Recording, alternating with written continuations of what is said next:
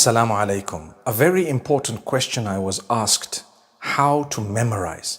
Now, memorizing generally is regarding the Quran. That's primarily. When people say how to memorize, they are referring mainly to the Quran and then perhaps to the Hadith and some of the texts of Islamic learning and so on. Number one, remember, you need to have your obligations in place. Whatever Allah has made obligatory upon you, have it in place. So your 5 daily prayers and so on, you have it in place.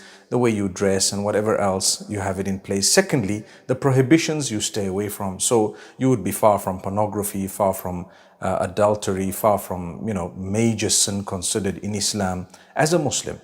And thereafter, you need to make sure that you utilize your spare time effectively.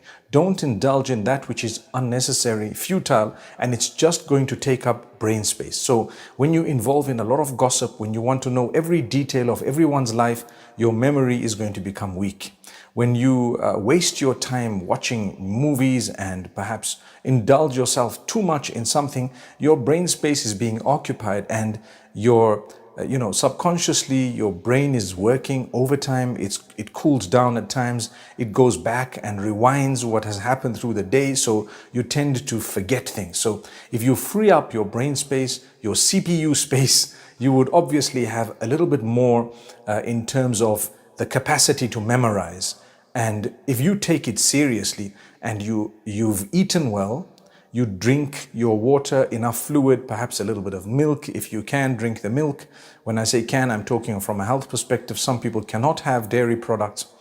And so you eat healthy, you sleep well. You try and sleep on time every day, and you make sure that you get up on time every day and don't be lazy. And then you keep yourself fresh, you keep yourself clean and smart, you keep yourself in the condition of wudu. All this will help you to actually increase the capacity that you have of memorizing.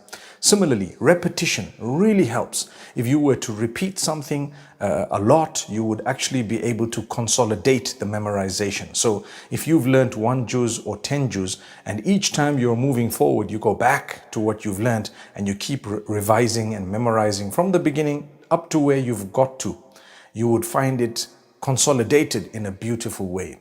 So my brothers and sisters, remember, don't waste a lot of time with futile stuff, especially while you're trying to memorize something. Try to also not occupy yourself with that which is unnecessary, futile.